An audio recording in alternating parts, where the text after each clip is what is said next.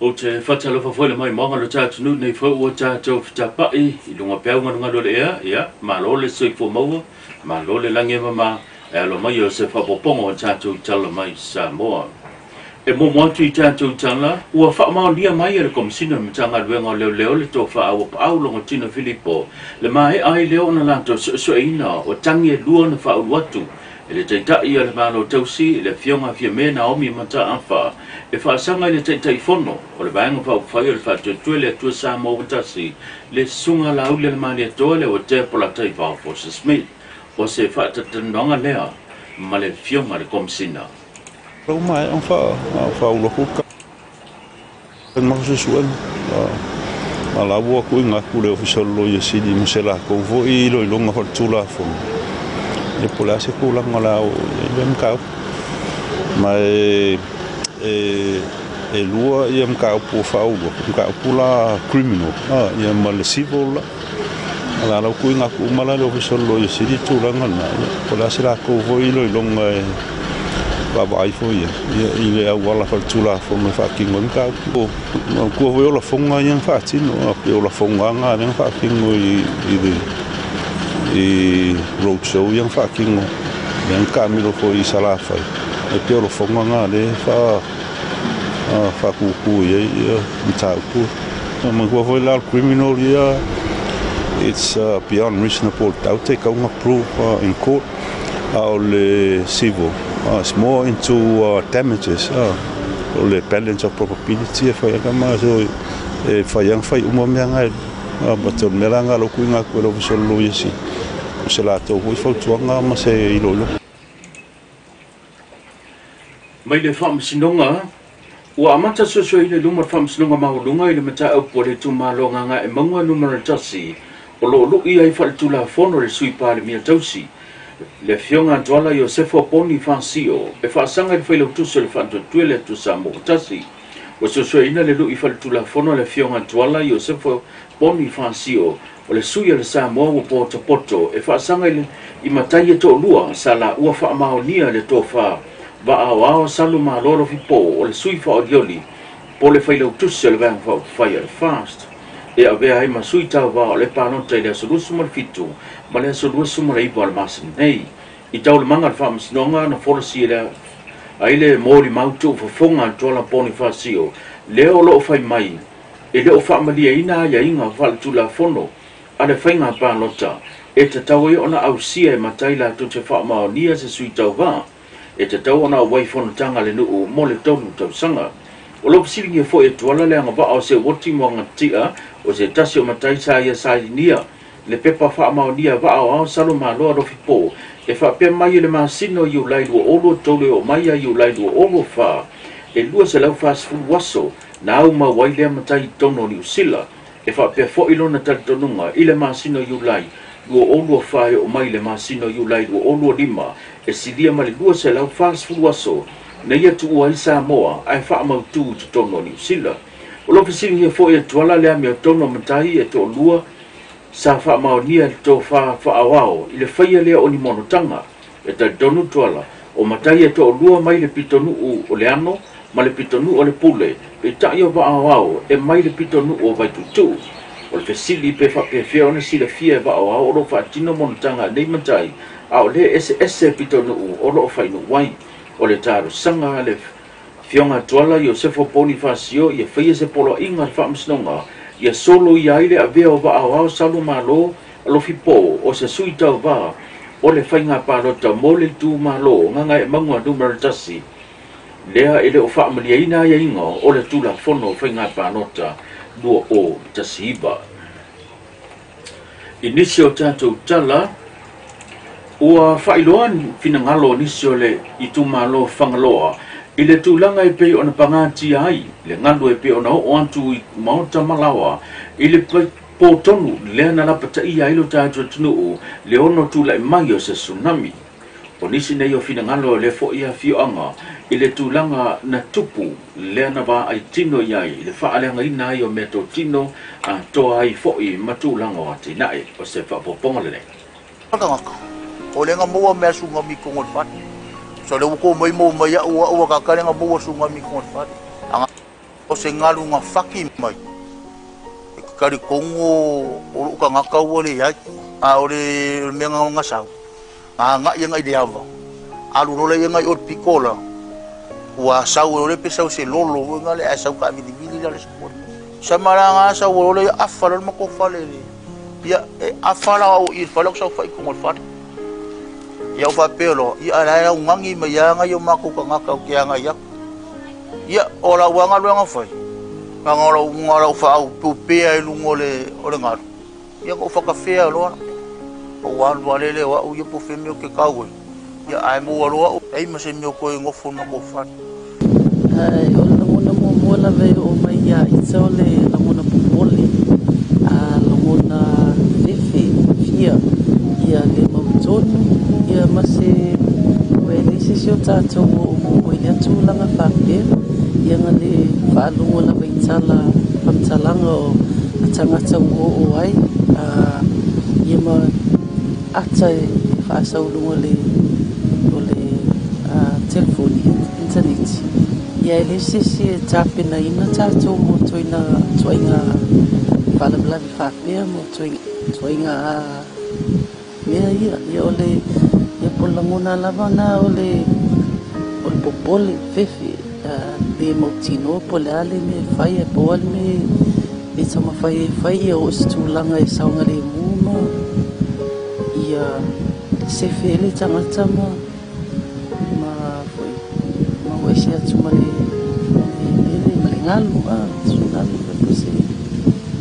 amona na e o mai e mawhauwhau iai o le kava a koe le tsunami po le sami ia vaenga umo le whanua o mea sa iluma o itua o me itua o iluma ua se itula o whiaku whai solo ia mea o ngā ma inga ma pena i o ke loa kalikomo vaenga umo le ia o le nofo uta lava ma le sauni imi o tangata e mole atu i whawhitai le vaenga le vaitau mo le whailoa lapata inga ia e atonu le tele fo i o le whatamala o le ai o le tūlanga tauna ia kua i tā pena lava o mea o ngā uma le inga ia ma le tangata lava ia tamawhai ia whao o se tūlanga e sefi. Ini sio tātou tala, i le tau ai tau nua ia le vāenga whaopai a le whatua le tua Samoa tasi na na malanga whaalawi loa, le olo o tau nua i lau whanua, o le tumalo a inga i le tai, e leini whoranga na sao noa i ai le toki whaarioni, o le tumalo le fionga awa paau mo le pola loi tapua, o le sase e mai le toki mai le paya inga se mai atu nei. O se whapoponga le nei o le sao nonga, ale fionga awa paau i luma o le tumalo ai ngā tai. Uma sau whapatalanga na whaiutai whaleolo. O tele fola atua o me whai. Wa o tele i loa pe au iai lo umalosi male malo uola mai le ni. Ai a whapea e au iai tasi a lau tala whai au e ai ngā tai. O au e au na mo oe. O au e au na mo oe. Pei fwere matua o le whaitaunga o le nei asu.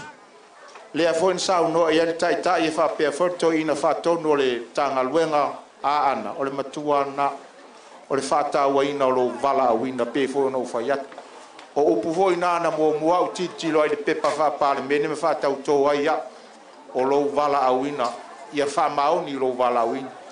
o me fo ia o tutupu ma lo ele se tala vane ai o le fa mau ni o isi ilo la to vala wina o tele fa ya tu la tu si so blima ar mafuanga na ono le fa mauni sa ili le amio tonu le atunu pe on sa no ia tatu tai ui ole ia o sola na futia o la to no fo ma to ai lo langona ia tia wa inga tai e tu mau alo fa tua ile mea na o walu te tai tonu e manui ai lo tatu tu malo tele nisi na fai mai ia tia pe o tele fa se anga ile si va inga la ma na ia fe alafio me o ofo ia manisi vaenga ai o te tu ale me o te loe manui ai lo tatu tu malo o le melea ia o te le unu to ina to fa pa ia lo tatu tu malo paulava la talo wala lata le vai va ia o to walo fangia fai malu fai va ai ngari tai suina o se no foia no fo le tu malo fai malu o tatou faiva aua foi la vere palota ma mea e fuli tua e ai o tatou tua pe wo ai fuli tua ma fui lua le vaenga lea sa no so ar tai o le palota uma tai au a inga e osi a inga e tau ale fava va pe ano fai atu langa o me tupu lo tatou tu malo e leo se tala e vane ai fai malu o faiva aua foi nei maua tatou le vaenga foi lele e te sau e whaase e suita wā a maua ia te ore tangata palota le vaenga na ia o te arofa atu la se sila fonga o le tua o le ala o filifilinga la e filifili iai filifili malo whamaoni leanga e leo se tala e vane ai le tālonga lea a whai o au a whai o le lai tu vai le ai se a whai ai fa mai uportus pa ia e malili a e vela ai leo le maua o le me tupu ai e masofa ai a inga le mele na o io lea i ai lo langona i le tupu le mena a inga le tai leanga o lea lava tātou te va ia tu whea ia tu mua mapule ia a ngā uartila e la fua ia tātou manono e leo po male o to na yaso filfilinga lo tatou tu malo o tele polo misi pole asa o me fai paua lea a e to pule mai ia te o le au na mo o ia inga le tai